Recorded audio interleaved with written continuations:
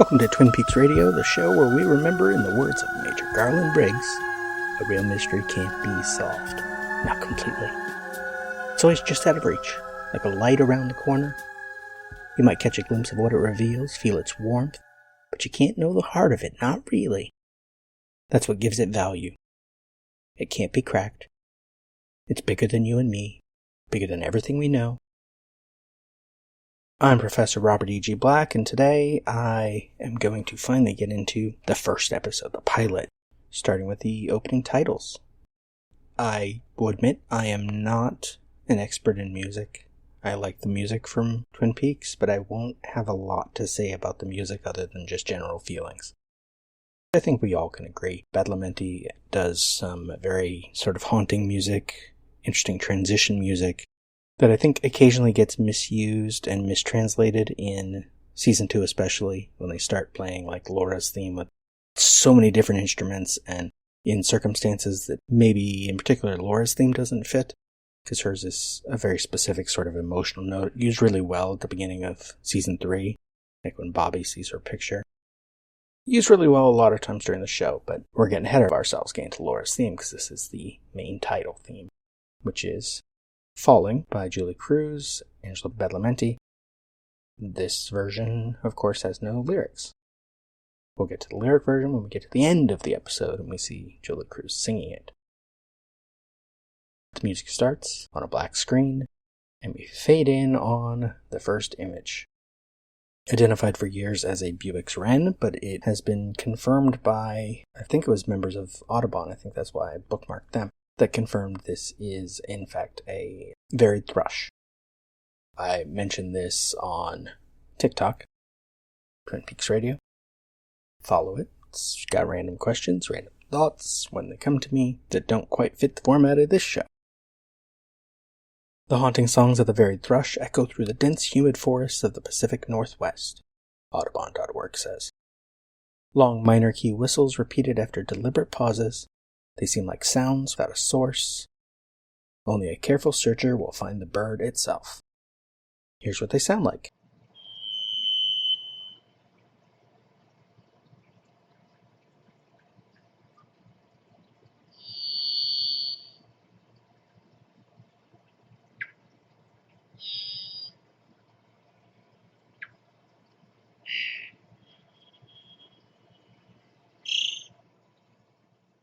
Audubon continues, although it looks superficially like a robin, the varied thrush is far more elusive, usually feeding on the ground among dense thickets.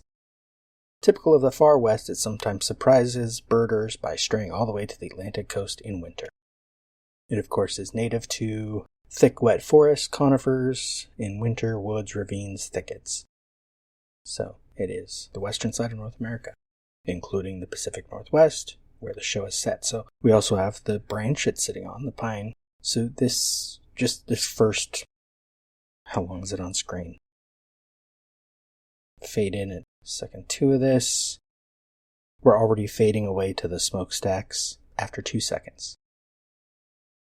What we get with this first image, before we even get to the juxtaposition with the next one, is a couple things. We have a bird.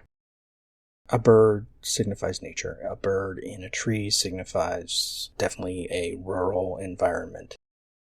We're going to get to talk about how big the town of Twin Peaks is once we see that sign with the population number, which is wrong, and amusingly so.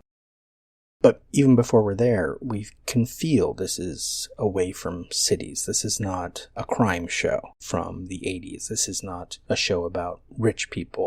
Was it the credits for Dynasty that began with the city and mansions and included visuals like that? This doesn't have that. Also, notably, I don't think we see any houses in these credits, but we'll get to that as we go. So it's both giving us a sense of a rural, natural habitat, place away from the city, away from modern life, and then immediately pulling away from that a little with the smokestacks. But even then, it's not a factory that most people will see. If you don't live near the industrial area of the big city, you don't see factories like this except out away from things. But we're not onto that yet. We're still on the bird, because what does a bird do for us?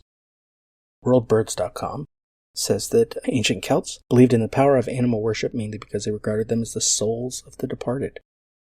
Based on the type of animal, Celtics drew parallels with the transformation and life of the departed. Birds were considered the reincarnations of the most pious and highly respected individuals. A bird symbol stands for transcendence and freedom in Celtic. Apart from the souls and reincarnations, Celtics also believe birds represent liberation for humans because of their ability to take flight high up in the heavens. This naturally led them to believing that the birds act as a moderator between the divine and mortals. And of course we will hear, notably later, the owls are not what they seem, so also we might assume the varied thrush is not what it seems. We can assume the show to follow is going to deal with either a plot that directly interacts with nature or a plot that directly interacts with these ideas like this divine, these birds as souls. It's interesting that looking at the bird in the first place, we might not assume anything supernatural, but looking back after, a couple episodes, we know there's more going on. We know that there's something supernatural, something strange, and then we can see these opening credits, and that bird is both pleasant and nice, but also, to most of us, probably unfamiliar. Maybe not most of us, I don't know. I haven't checked population numbers, who lives where. I grew up in the city. When it comes down to symbolism in stories, we will get a bird like this as something very... I see it almost as innocent. Like, this is the bird. This bird is Twin Peaks, the town, as it thinks it is, as people think Laura is. And it immediately pulls away to this factory because it's showing us it isn't quite what it seems. But I don't want to get to the factory before I get to a certain response to the varied thrush. Not mine, but I'd like to comment on it. I would point out also this varied thrush is apparently a female. We could assume a direct link between this varied thrush and Laura. Or maybe it's Judy. She's watching. That's why she turns right into those smokestacks. They line up, if you watch. I have it paused right now, right on that transition fade. So the smokestacks are in the bird. Which is a great visual. But I want to deal with the juxtaposition next time. What I want to deal with now is an article from Medium.com by Michael McQuirk. This is January 10th, 2019. Varied Thrush in the Coal Mine, it is called. He starts with some usual kind of Twin Peaks fan stuff. When Twin Peaks originally aired in 1990, the landscape of television changed forever and all that. Blah, blah, blah. It comes to this thing. The 2017 return of Twin Peaks is a unique cultural stratification of American culture and world events. I have found the absence of one key symbol in this analysis that struck me as the defining moment of humanity's tenacity in the 21st century. The disappearance of the varied thrush is the symbol of a decaying planet. And he says, on the surface, it's easy to see why Lynch may have chosen to remove the bird from the opening titles. The bird is not connected in any way to the series other than providing a sense of location, a live festooning of the outdoorsy texture in a Northwest community. But this disappearance speaks volumes and reveals the forces of modernity compromising the series itself. The original pilot titles were 2 minutes 30 seconds in length compared to the return sequence of 1 minute 30 seconds. The melodic soundtrack and images are cut down, trimmed or removed entirely. A poetic deforestation of what was once the habitat to a songbird known for its long minor key whistles, or blah blah blah. He's basically citing that thing from Audubon. It's an almost electric noise that transcends what we expect from avian wildlife. Here's what it sounds like again.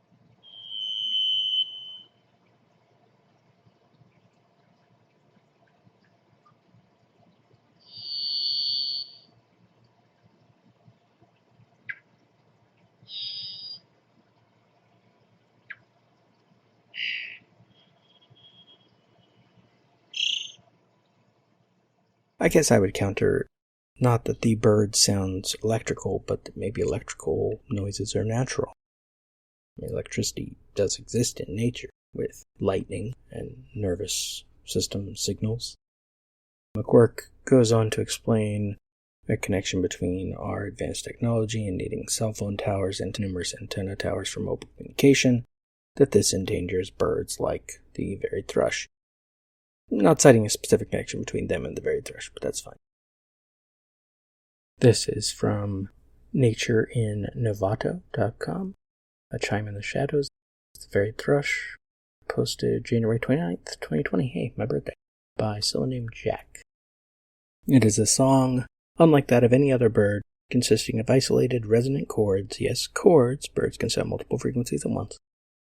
In the abstract, this lack of melody and continuous fluidity might seem to hardly count as song, might seem to relegate the performers to the unfortunate tier of birds who are condemned to communicate with inarticulate chirps and squeals, hardly better than grunting mammals and croaking amphibians.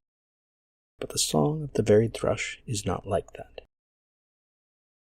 It gets into more detail about the chords and notes, stuff I don't understand, coming around to ... The varied thrushes don't play equal-tempered chords on a piano, don't stick to our approved list of notes.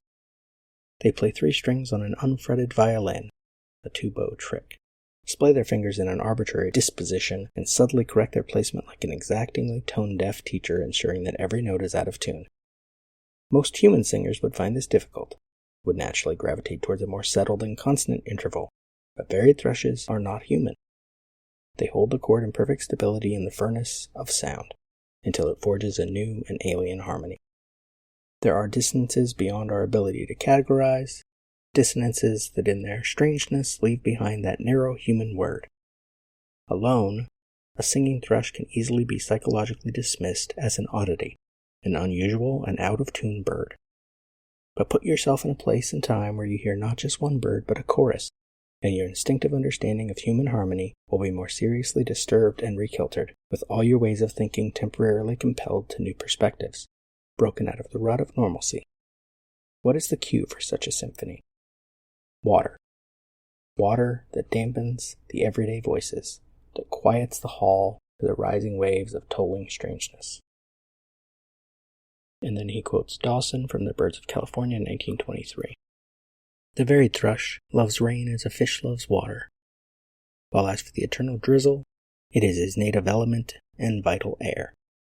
Sunshine he bears in a stoical silence, or else escapes to the depths of the forest glade.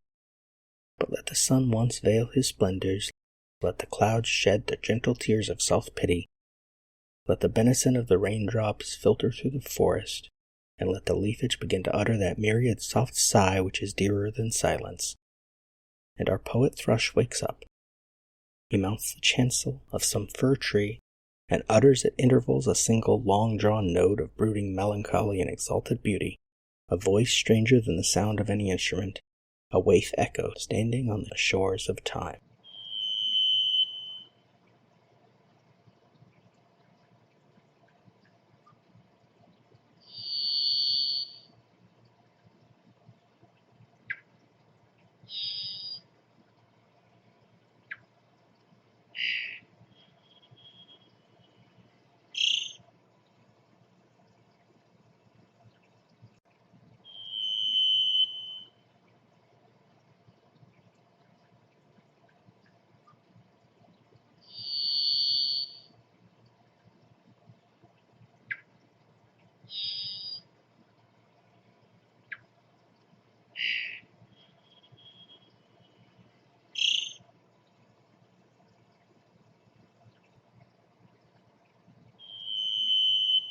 A waif echo standing on the shores of time.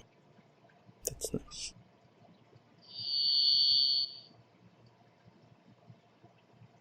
Remember, in the words of Major Garland Briggs, mystery is the most essential ingredient of life. Mystery creates wonder, which leads to curiosity, which in turn provides the ground for our desire to understand who and what we truly are. This has been a production of Lemming Drops Studio. You can find links to more at lemmingdrops.com. Follow the show on Twitter at Peaks Radio and on Facebook and Instagram and TikTok at Twin Peaks Radio. Or join the Facebook group Lemming Drops Studio Tour. Also, you can support all our shows at patreon.com/lemmingdrops.